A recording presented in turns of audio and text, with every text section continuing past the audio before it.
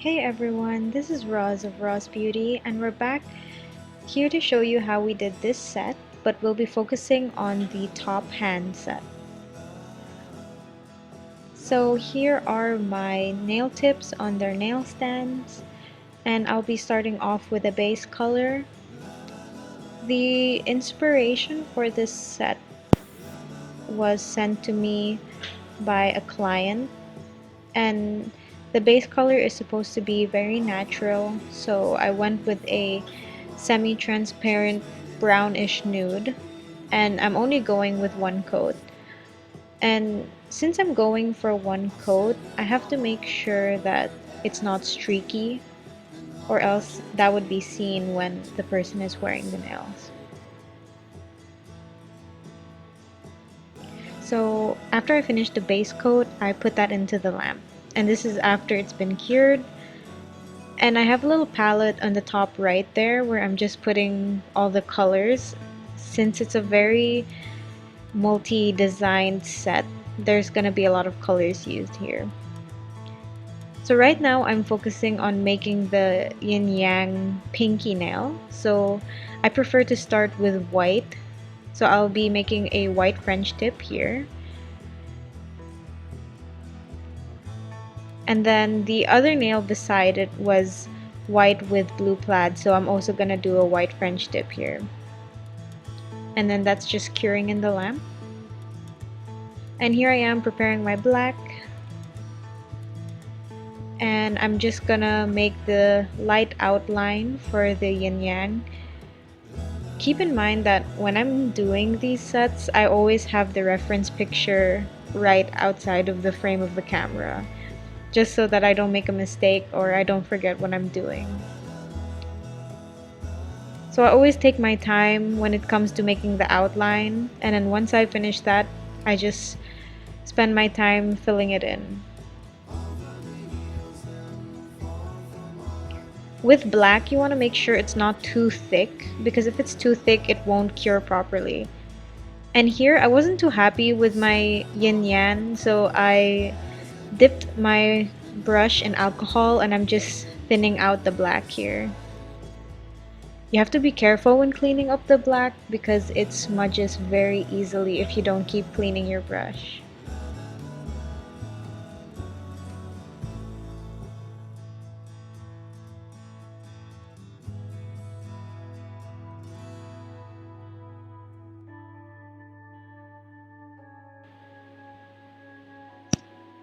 And then I'm curing that when I'm happy with it. So fresh out of the lamp, I just need to add the two dots, the first one on black, and then cleaning off my dotting tool, and then I'm gonna do the white dot.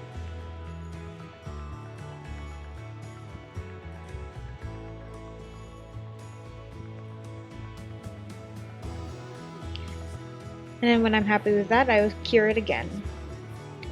So now we're starting with the blue plaid design.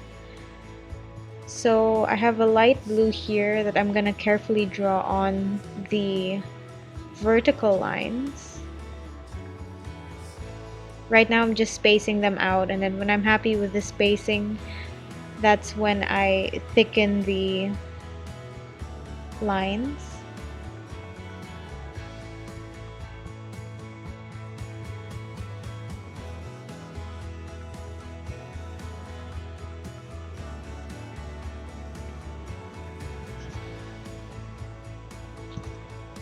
It's okay to take your time painting these lines, and if ever you feel that you're a little bit clumsy, like sometimes I am, like I might accidentally smudge it when I'm moving around getting new colors, you could cure in between for like 10 to 20 seconds after each line, but it also will take a lot of extra time, so it's really up to you.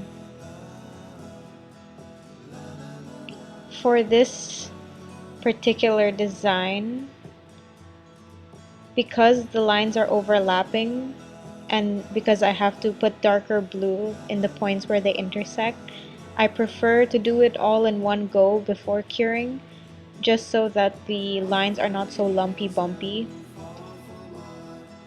Because if you layer cure gel on top of each other, it's gonna make it a bit bumpy, and then it might be hard to draw the rest of the design on top of the plaid. So here I had a little smudge, and instead of using my brush, I just used the wooden cuticle stick to clean it up. And then I cure that when I'm happy with it. So here it is, all cured. And now I have to put the darker blue squares in the areas where the lines intersect.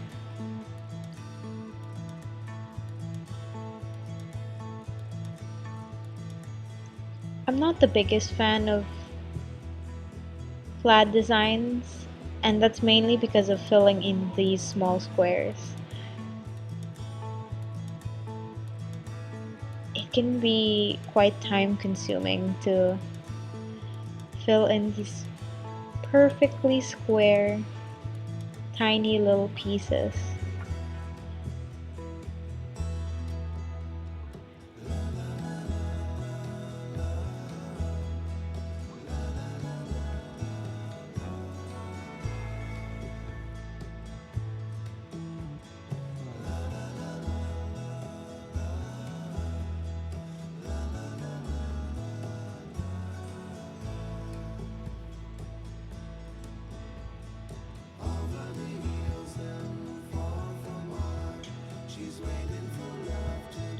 Okay, and then after that tedious process, I have to paint on the cherries. So I will be using my dotting tool with some very bright red, just making two small circles.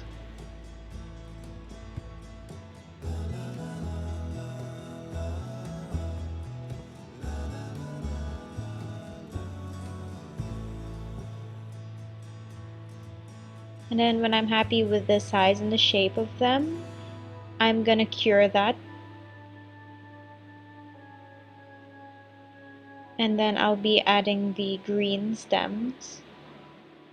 When you're doing designs with multiple colors that are touching, like for example, these green stems are touching the red cherries, you always want to cure in between each color, because if you don't, the colors can bleed onto each other. So like the green and the red would mix and it wouldn't look clean anymore.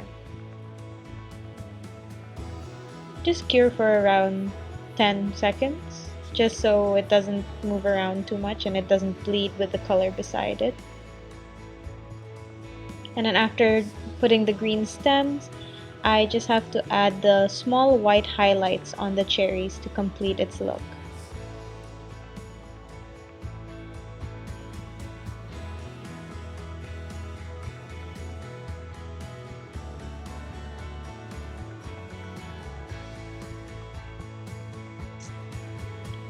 So here I have the middle nail, and I'll be doing it in orange. This is actually a neon orange but doesn't look that bright on my camera. So again, since all of the nails are French tips, I painted the French tip outline and then just filling it in with orange.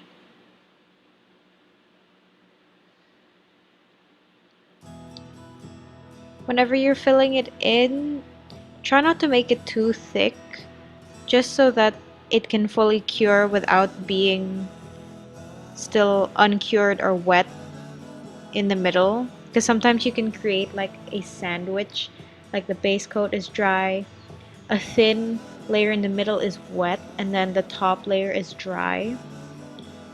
The light needs to fully penetrate all the colors, so just try to keep it as thin as possible.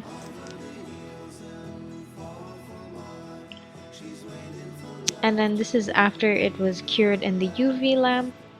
So here I am grabbing some yellow to draw on the flowers, as you can see. But then I realized my yellow wasn't so opaque. You can still see kind of the orange peeking through, and I wasn't happy. So I realized I wasn't happy after a while, and then I wiped it off.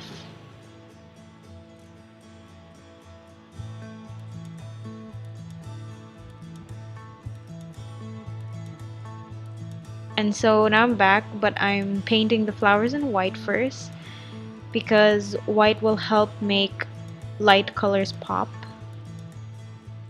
and also helps stop the orange from peeking through since the orange is so bright. So I'll just make the 3 flowers in white.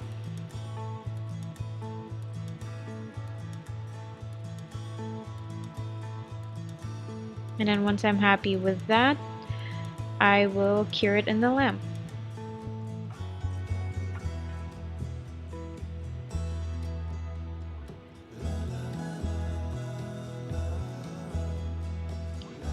Okay, now that it's dry, I can finally go in with the yellow.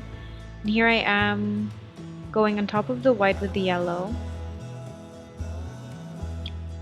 You want to try to be as neat as possible because if you go out of the white area, it will look as if you smudged the flower. It won't look as clear. And you also don't want the white to peek through because then it would be kind of obvious that you use white as a background.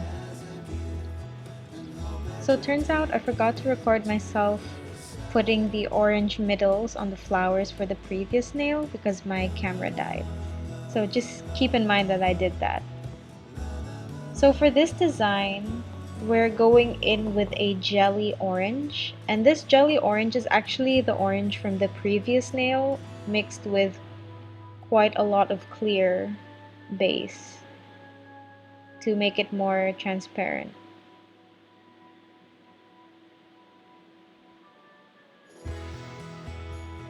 So it's gonna be hard to see a defined French tip, but that's actually the style that we're going for based on the inspiration pic sent from my client.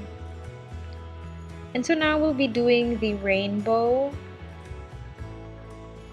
In hindsight, I actually should have done the whole rainbow outline in white so that the blue and the yellow would pop out. That's why it's looking a little bit dull in the picture. But what I did was I had a slightly thicker white and then I used part of that white to make the orange pop.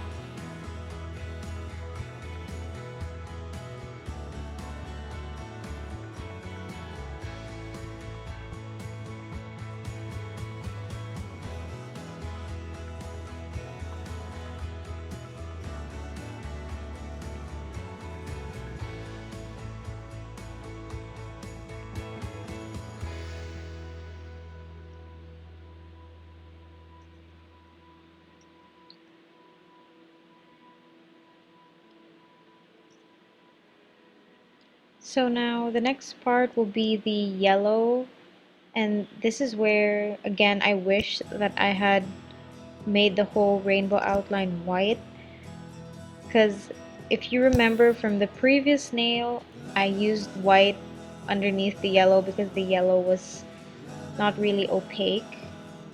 And what I'm doing here is that I was trying to make it thicker so that it would be more opaque, but even doing that, it still didn't look as bright as I wanted it to. You can see the yellow of the flower is the same yellow that I used in the rainbow, and they look completely different without the white in the background. Same goes for this blue. It looks really bright in the container that I had it in. But the moment I painted it on top of the orange, it kind of just looked really dull. So if ever you'd recreate this design, I'd say just go for a full white rainbow and then paint the colors on top.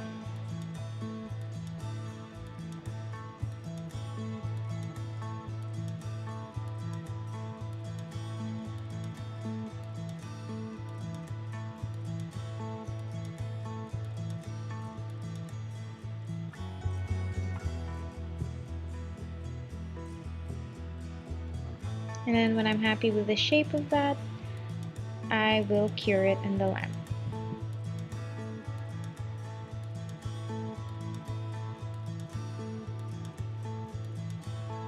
And now for the final nail, the thumbnail.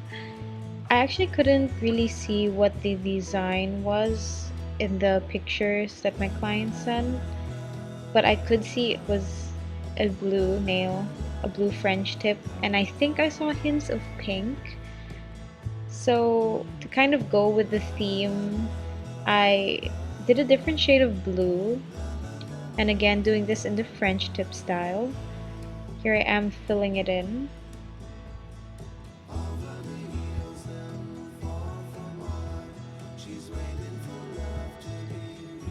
And then the reason you see me swiping so much even though I already filled in the color is because I'm trying to get it to be smooth. The color I was using was a bit thick and didn't level. So you can, it almost seems like it's two different shades of blue sometimes, but that's just because it's not smooth. Though even though it's not smooth, I'm still gonna correct that later on. And if you see that thing popping out in the top left, that's just my glasses getting in the way. You know, when you're doing detailed work like this, you really have to get close to it, and sometimes I forget that the camera is right there. So this is after I've cured it. I am doing the pink on top of the blue. I had a very bright pink, so I had no problem going straight on top of the blue with my pink. This is the same design as the orange and yellow from the ring finger.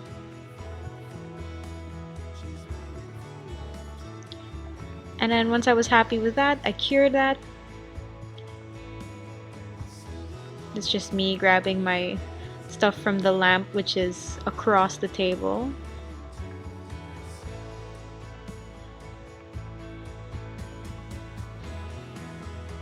And so the last thing left is to put white in the middle to help it pop and to really help it look like flowers. And then I'll be curing that.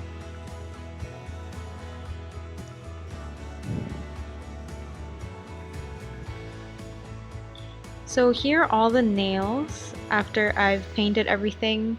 Of course, when you're doing nail art, there's gonna be multiple layers, so it won't be like super smooth. It's gonna be a little bumpy and lumpy.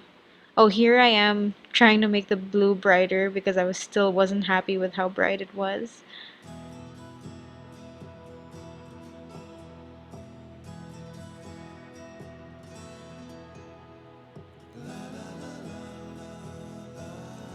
So I had to cure that again. And then after that, I am putting a very thin coat of hard gel. The reason I do this is just because I feel like it helps prevent the thicker areas from peeling, especially when you do nail art. Of course, the nails will get a bit thicker, and sometimes when it gets thicker, it can peel. So I'm just doing that to help.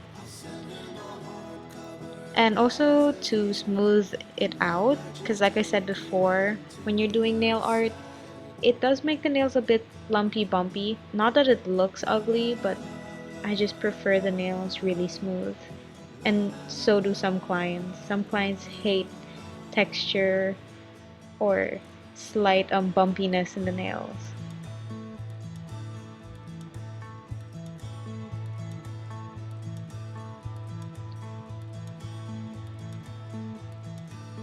Once I'm happy with that, I cure it, and then I'm just cleaning up my space.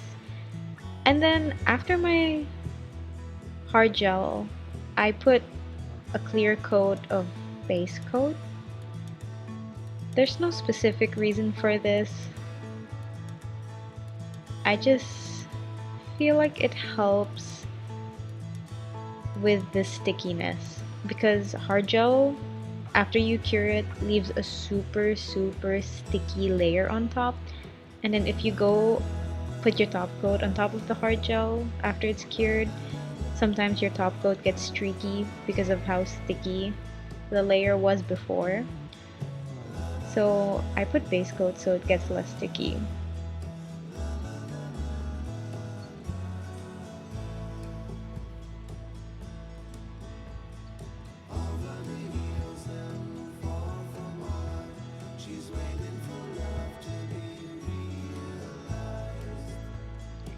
Okay, now for the final coat finally is the top coat. So with the top coat, since it's the final layer, just making sure that I get the whole nail from side to side, or else the nail will be sticky. So just making sure I get the whole area, and also making sure that it's not too thick, because sometimes the top coat might seem a little dull when you do it very, very thick.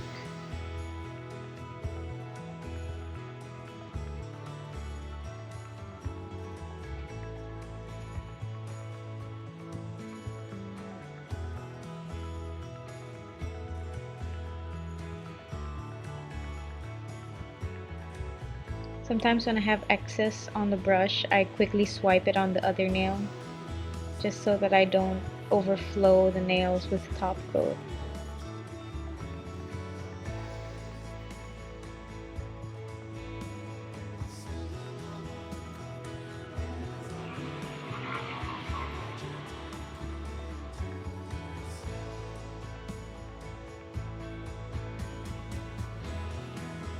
Okay, once I'm happy with that, I'm gonna cure it for 1 minute, but sometimes I do 2 minutes just to make sure it's not sticky. And here I am putting the finished set on my resin tray. I like to line them up really prettily for pictures so I can post them. The only problem with my tray is that it's a very light color, and then when you do very light colors like my base color, they kind of camouflage.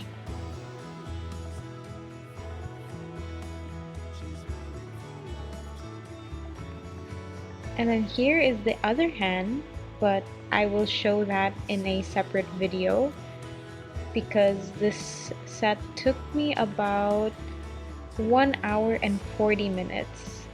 So it was quite long if I did the whole two-hand tutorial.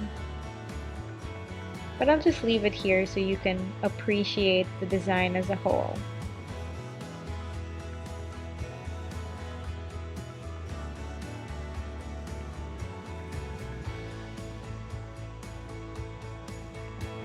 And there it is, the completed design. So if you enjoyed this video, you can find my details here at Claws by Roz. Here's our Facebook, Instagram, and our Shopee account if you're from Philippines.